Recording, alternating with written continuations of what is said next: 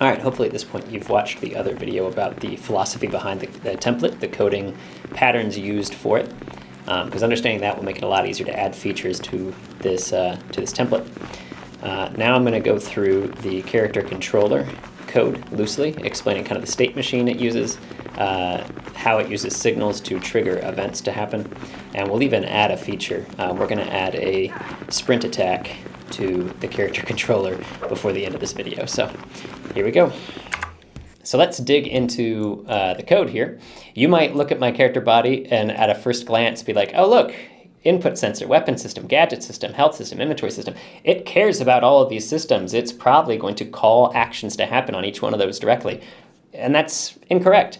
Each one of these systems, input sensor, weapon system, etc., they have their own signals that this character cares about. And so if I actually open up my code and look at something like the ready function, it only cares that there's an animation tree, interact sensor, weapon system, etc., so that it can connect to signals that those nodes are going to emit. Because my player character does care about if there's an interactable object in front of it.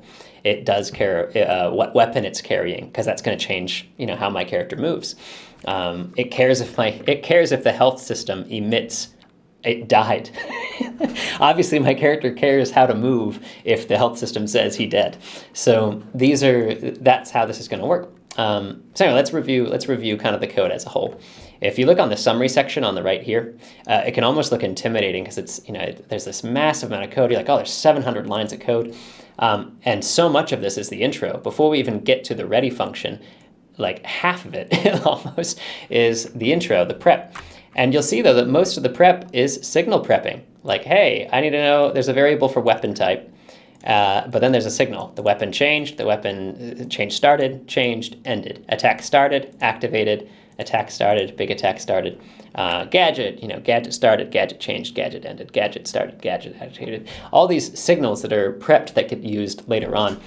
So much of this intro is not something to be panicked about. It's mostly just listing signals that I'm probably going to want to use later on in the code. So let's get into the more probably important parts that you care about, the state machine. The character body 3D's job is just movement and collisions, right? So I didn't feel a need to make a big state machine with nodes and make it hierarchical nodes expanding out into subtrees and things like that, because this is a relatively simple state machine. It only really needs to update how fast my character is moving and what directions they're allowed to move, right? So I don't really need to make a massive state machine that controls all that. So I chose to just do an Enum. I don't even think I need the spawn state. Is this even used anywhere? It's not. I'm deleting that. Spawn state's not even used. All right, Enum state. I got a free state. That means my character can do anything they want. That is the neutral, I'm on the ground or in the air kind of situation. Static action. My character is doing an action and can't move. Dynamic action. Doing an action, but I can move. Something like changing weapons, guarding, drinking a potion, where my character is still able to move, but they're also doing a specific action. Dodge, obviously that's a specific movement type. Sprint, that's a different type of movement type. Ladder, and attack. Sprint could possibly just be a sub state, but we'll move along. All right, so we've got that. That's my Enum. These are the possible states my character can be in to control its movement and collision types, right? Now I actually have the variable for the current state I'm in. So these are the possibilities. Here's the one I'm actually in. Current state equals state dot static action. So when the game starts, I'm going to start in static action. And there's a set get. If you're not familiar with set gets, they're wonderful. Set gets allow you to, instead of just changing a variable, when that variable changes, it's also going to run a command. It's going to run a method. So if I change current state equals state dot free, then it's going to run the method change state. And we'll take a look at that one in just a moment. And of course, the signal relating to all this, change state signal, emit whatever the current state is, right? So let's look at that next most important bit, the set get of change state. So if I actually change state, what happens? All right, so if I set current state to anything else, what's going to happen? It's going to update to that new state. It's going to emit the signal. Hey, my state changed. Here's what it is. And then it runs a match statement. If my current state is free, then my speed should be the default speed. If it's ladder, my speed should be the ladder speed. If I'm in dodge state, my speed should be dodge speed, sprint, sprint speed, dynamic, walk speed, and static action, set my speed to 0. Just cancel me out. Cool. I set my variable to change state. It also sets my speed. Cool, cool, cool. The state machine continues. Let's look at the physics process. Okay, here's another aspect of the state machine. Another match statement. If my state matches state.free, my character is allowed to rotate and they're allowed to move freely. If my state is sprint, it can do the same. If my state is dodge, dash movement is in charge instead of free movement, but I can still rotate. If I'm in ladder state, ladder movement is now the movement method in charge, and I'm not allowed to rotate my character because I wouldn't want to be climbing a ladder and then be able to rotate 360 my model and no longer be holding onto the ladder. That would be horrible. State attack, I'm allowed to dash, but I'm not allowed to rotate. So that's kind of a very typical thing in these Souls games is once an attack starts, you can't turn, you can't change your direction. So that's what this is. Dynamic motion here, I'm allowed to move, I'm allowed to rotate. And then outside of the scope of that match statement, things that are always on, apply gravity, and check if I'm falling too far, and it's a hard fall. It's my fall check. So cool, that's a relatively simple state machine, right? Depending on what state I'm in, my speed changes, and also whatever state I'm in allows whether I'm allowed to rotate my character or whether I'm allowed to freely move, or like whether I'm in a ladder movement, whatever my movement type is. And so then if you need to change anything, that's what you change. You need to go into either the free movement script or the ladder movement script if there's something you don't like, and you make the change there. And then whenever you're in a ladder state, that change is in effect. Got it? It's pretty straightforward. So this is all state machine stuff. Sadly, since the character is here at the top and he is the principal node, he does have to do some commander level stuff where he does need to be the one. It's the node that's going to bark out the signals, right, for when attacks start, when attacks end. And all that starts here in the input section. So depending on what buttons are pressed, certain other actions are going to take place. Here's a few that are always on that have nothing to do with the state I'm in. So if anything is pressed, we're going to update the camera. This is a fun feature where, since my movement is based on the currently active camera, that allows you, if you want a third-person game, you put a camera on your character, and that's going to be the control orientation. Wherever that camera is facing is the way the controls are going to affect your character. But if you were to do a top-down, like Metal Gear, just a fixed camera up in the sky or something like that, then this node is going to, this character body fetches that camera's orientation and bases up, down, left, right based on special attack. All right, more state machine. Here we go. So now, if an input action happens and I'm in the free state and I'm also on the floor, then let's find out what type of event it was. If the event was interact, then run interact code. If the event is jump, run the jump code. If attack, run attack code. Dodge, run the dodge code. That's, again, pretty basic state machine. Whatever state I'm in, certain methods are allowed to be accessed.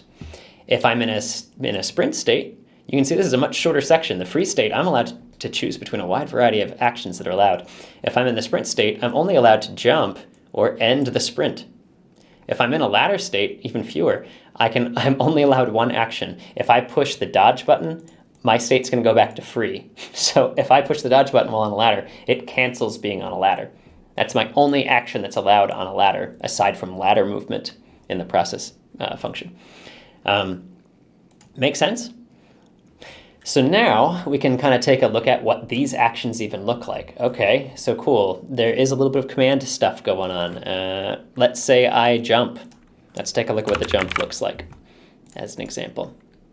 Cool. So we know that if I'm in a free state and I push the jump button, the jump method will run. Jump method is, if I'm on the floor, jump start dot emit. That's probably the most important part. If I'm on the floor and I push jump, it emits a signal, the jump started. The next little bit is just waiting, await and then await. So really the next bit of code is velocity is increased. So really the meat and potatoes of this jump code is, if I'm on the floor, emit the jump signal and then give me some vertical velocity. Everything else here is just to help the animation player a little bit. If there's an animation tree, wait for the animation to be measured, and then make my character wait a fraction of that time, and then give me the velocity. So what this is doing is compensating for those animations, those jump animations. There's a little bit of wind up where the character kind of bounces down before they spring up into the air. So if there's an animation tree, it's going to assume you have a jump animation, and that jump animation needs to wait just a fraction of a second before it actually launches you in the air, so that it kind of lines up with your animation. That was the hope there.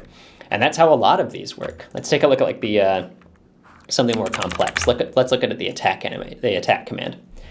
So we already know that if I'm in a free state from up above and the attack button is pressed, the attack code begins. The attack code is change state to attack, and we know that changing state is going to simply lock me so I can't move and set my motion to 0. The next little bit is choosing what signal to emit. Is this a big attack? If it is, emit big attack. Is it a regular attack? Emit attack, regular attack started. Again, some timers. If there's an animation tree, let's get the animation's length. And then another signal, attack activated.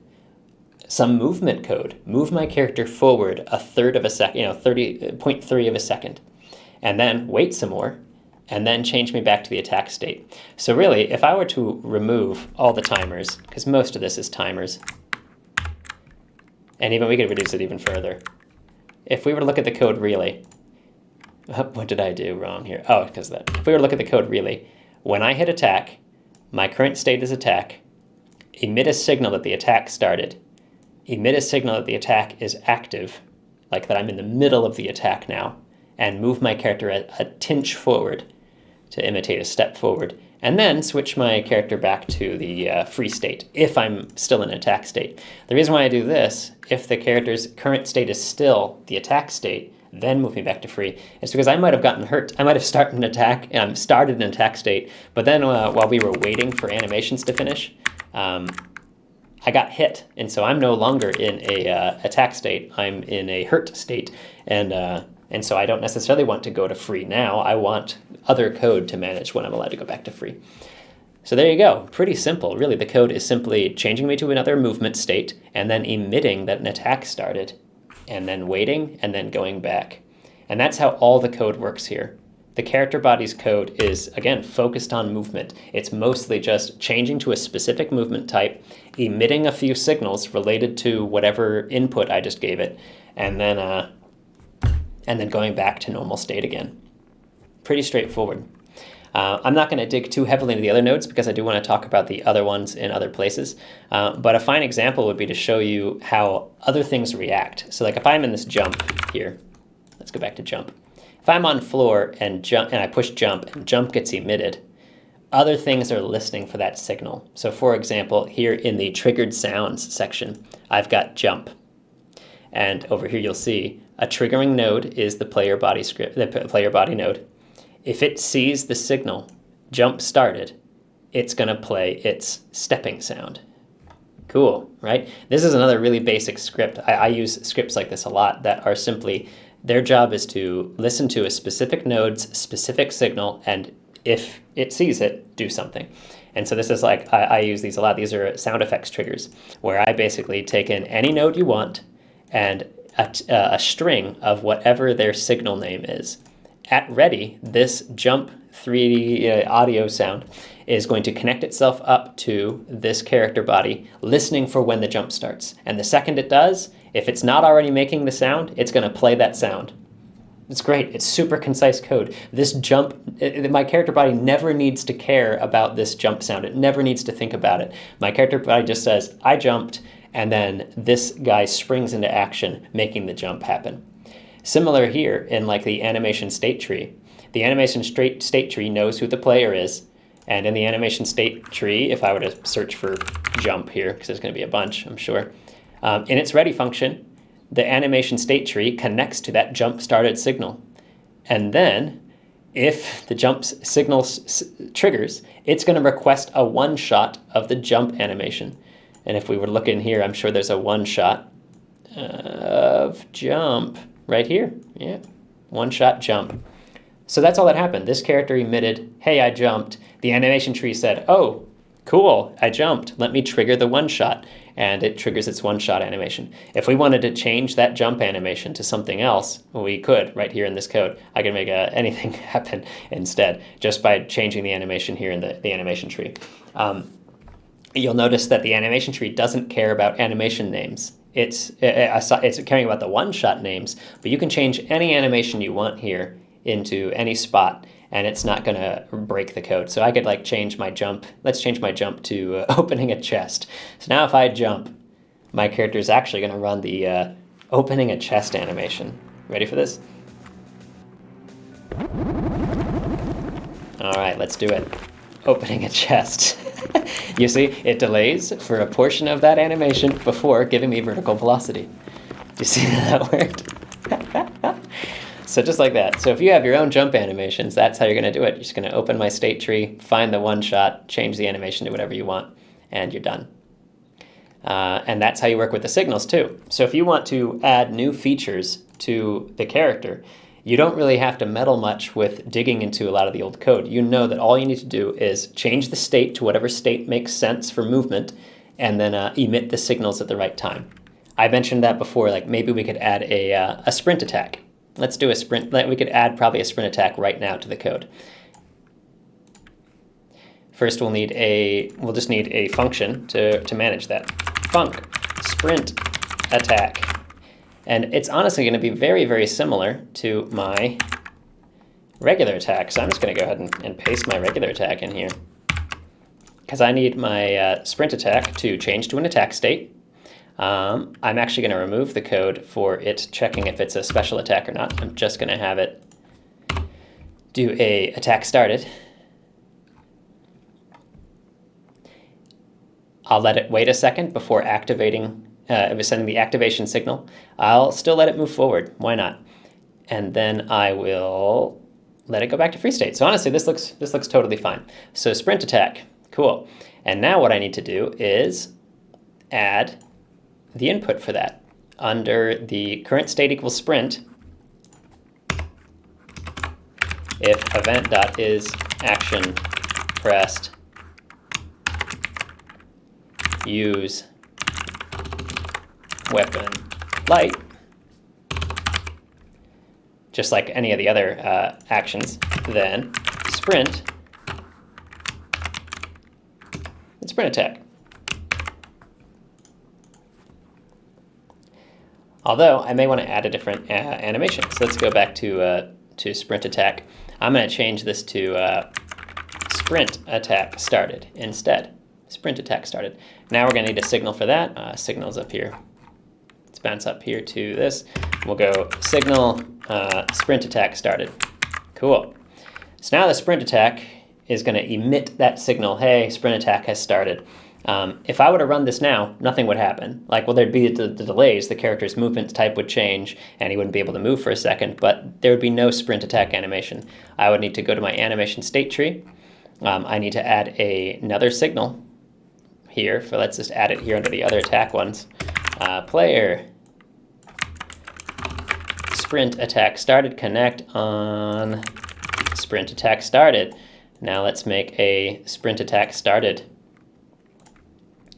I think I'll just borrow something like my big attack started here. Copy that code. On sprint attack started, let's do attack count 4. I'll explain this in a sec. It's going to request a one-shot looking for whatever attack count identifier I have here, attack count 4, attack timer, and then it's going to return back to attack count 2. That sounds totally fine. In fact, we could even return back to 1. This doesn't matter. We'll get into some of this code later, but I still just want to show you basically how this would work. So now we'll go into the animation tree. Let's edit that animation tree, and we're going to add under the slash attack, a number 4 attack. So here's how the animation tree works. I'm not going to go into too much detail. It cares about the route. It doesn't care about the destination. So I can name these whatever I want, /1, /2, /3, /4. What matters is the attack count, the attack ID. I may even change that to be attack ID. So attack 1 will play /1. If my attack count equals 2, it'll play /2. If 3, /3. If 4, then light attack, or light jump attack. Let's go down here. Let's add another animation. Let's make it a stab. And then we'll transition at end to the end. I need to change this to match what the other guys have. So let's go ahead and copy that and paste that. Looks like 5 is my next available one. So where's my sprint attack up here? If sprint attack 5. So here we go. So now if I push the sprint button, it's going to tell the animation tree, it's going to emit, hey, I started a sprint attack. The animation tree is going to go, oh, I have a sprint attack connection. I'm going to play my sprint attack logic, which is going to request the attack one shot. And the attack count is 5. The expression here for the route is if the attack count equals 5, play this animation. And I've chosen the stab. I'll name this sprint attack to make it easier to keep track of. And now at this point, we may have just added a sprint attack, where if I'm sprinting, I'm allowed to do a sprint attack logic. The animation tree knows that if it sees that signal, it should run it. And all the pathways should exist. So let's take a look. All right, I'm sprinting and attack, and I stabbed. Did you see that? I sprint and attack and stab. There's a problem with blending, where you can see I swap back to a T-pose. So we can easily fix that, hopping right back in that attack state tree, right back into the attacks, / my issue here is the blends, most likely. Let's give it a 0.1 blend and a 0.2 back out. Let's see how that blend looks now. Sprinting and attack. Look at that. Nice and blended. I now have a sprinting stab attack. How's that? I might even just leave and commit this in. I'm just going to commit this into the because that's useful for you guys. So now there's a sprint attack in the game template, just like that. You saw how to add it. Cool. That's all I wanted to go through now. So you've seen kind of a good roundabout, and this video got way longer than I wanted. So hopefully you learned something. Have a good one, guys.